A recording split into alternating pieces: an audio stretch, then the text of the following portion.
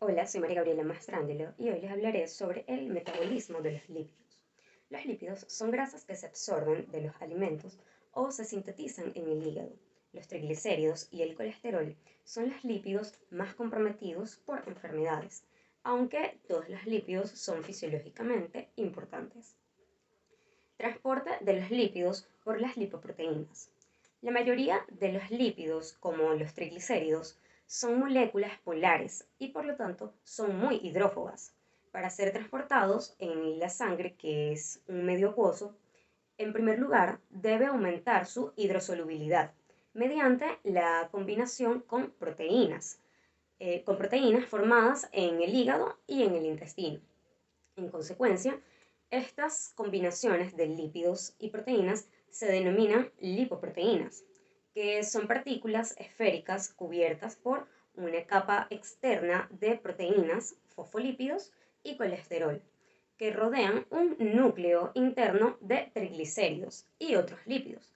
Las proteínas de la cubierta externa se llaman apoproteínas y no solo solubilizan las lipoproteínas en los líquidos corporales, sino que además cada apoproteína cumple funciones específicas y diferentes, pero todas son vehículos de transporte, ya que movilizan y recogen lípidos para que estén disponibles cuando la célula los necesite. Y a la inversa, los retiran de la circulación cuando éstas ya no los necesitan. Las principales lipoproteínas son los kilomicrones, las lipoproteínas de muy baja densidad, que son las VLDL, las lipoproteínas de baja densidad, que son las LDL, y las lipoproteínas de alta densidad, que son las HDL. Los kilomicrones se forman en la mucosa de las células epiteliales del intestino delgado. Transportan lípidos de la dieta al tejido adiposo para su almacenamiento. Los kilomicrones ingresan en los vasos linfáticos de las vellosidades intestinales y se transportan a través de la linfa hacia la sangre venosa y luego hacia la circulación sistémica.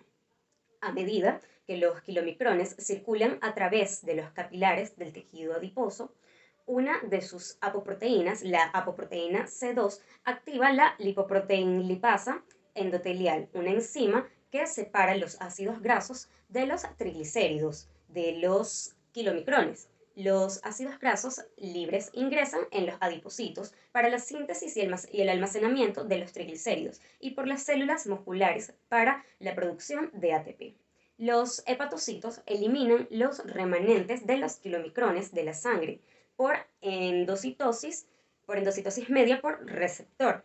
Las lipoproteínas de muy baja densidad, VLDL, que se forman en los hepatocitos, contienen sobre los lípidos endógenos.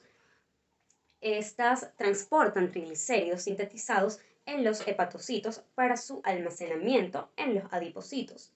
Al igual que los kilomicrones, estas lipoproteínas pierden triglicéridos a medida que su apoproteína C2 activa la lipoproteinlipasa endotelial y los ácidos grasos resultantes se incorporan en los adipocitos para su almacenamiento y en las células musculares para la producción de ATP. A medida que depositan parte de los triglicéridos en las células adiposas, las VLDL se convierten en LDL.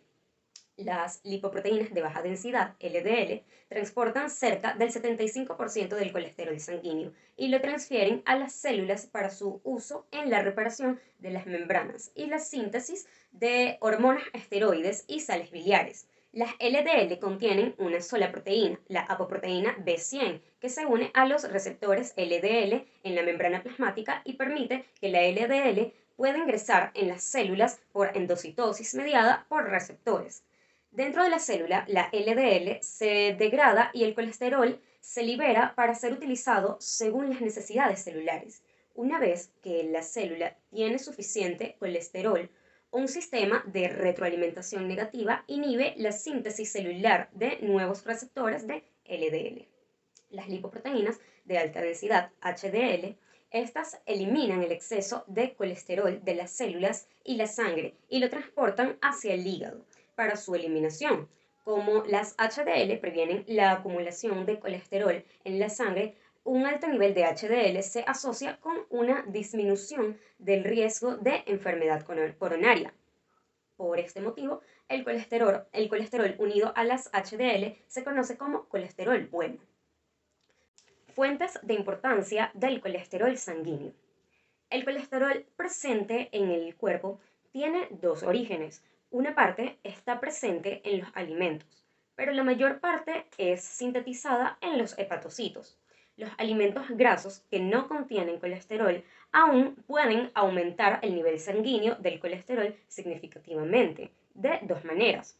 En primer lugar, una ingesta elevada de grasas con la dieta estimula la reabsorción del colesterol contenido en la bilis, de modo que se pierde menos colesterol con las heces.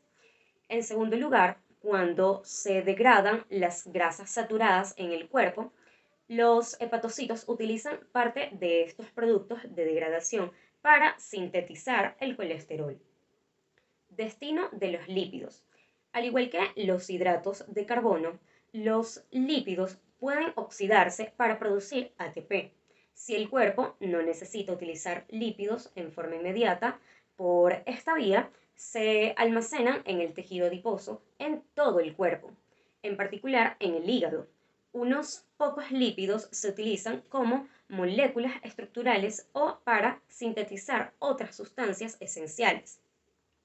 Algunos ejemplos son los fosfolípidos, que forman parte de las membranas plasmáticas, las lipoproteínas, empleadas para el transporte del colesterol, la tromboplastina, necesaria para la coagulación de la sangre, y las vainas de mielina, que éstas aceleran la conducción del impulso nervioso.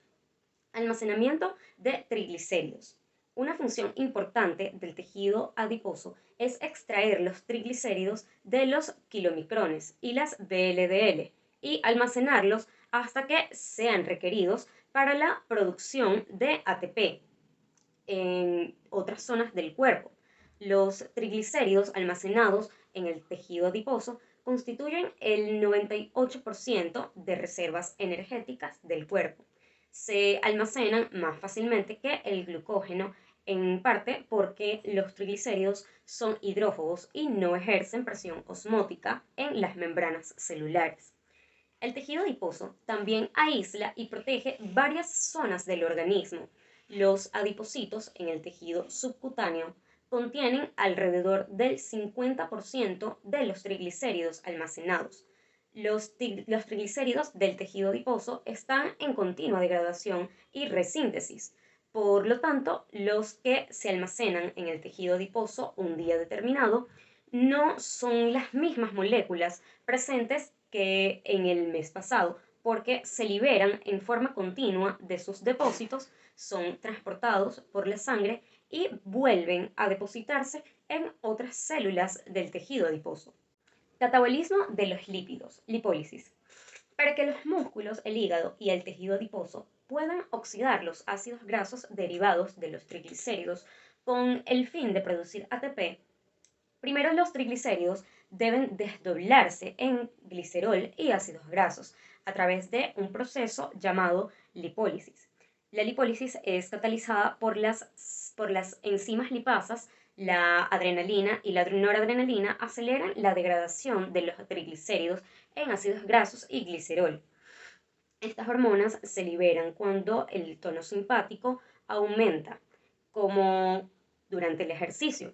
Los ácidos grasos se catabolizan de una manera diferente de la del glicerol y producen más ATP. El primer estadio del catabolismo de los ácidos grasos está constituido por una serie de reacciones llamadas en forma colectiva beta-oxidación, que se desarrollan en la matriz de las mitocondrias. Las enzimas eliminan 2 átomos de carbono por ciclo de una larga cadena de átomos de carbono, que estas componen un ácido graso y unen el fragmento de 2 carbonos a la coenzima A para formar acetilcoenzima A. Luego, la acetilcoenzima A ingresa en el ciclo de Krebs como parte del catabolismo normal de los ácidos grasos. Los hepatocitos pueden tomar 2 moléculas de acetilcoenzima A por vez y condensarlas para formar ácido acetoacético. Esta reacción libera la porción de coenzima A que, por su gran tamaño, no puede difundir fuera de las células. Anabolismo de los lípidos, lipogénesis. Los hepatocitos y las células adiposas pueden sintetizar lípidos a partir de glucosa o aminoácidos por medio de la lipogénesis. Por medio de la lipogénesis estimulada por la insulina. La lipogénesis se produce cuando se consumen más calorías que las necesarias para satisfacer las necesidades del ATP. El exceso de hidratos de carbono, proteínas y lípidos en la dieta tiene el mismo destino, convertirse en triglicéridos. Algunos aminoácidos pueden participar de las siguientes reacciones: aminoácidos acetilcoenzima A, ácidos grasos triglicéridos. La glucosa se utiliza para producir lípidos por dos vías. 1. Glucosa gliceraldehído. 3. Fosfato, glicerol. Y 2. Glucosa gliceraldehído, 3 fosfato, acetilcoenzima A, ácidos grasos. El glicerol y los ácidos grasos resultantes pueden intervenir en reacciones anabólicas para convertirse en triglicéridos de depósito o participar en una serie de reacciones anabólicas para producir otros lípidos, como lipoproteínas, fosfolípidos y colesterol. Muchas gracias por su atención.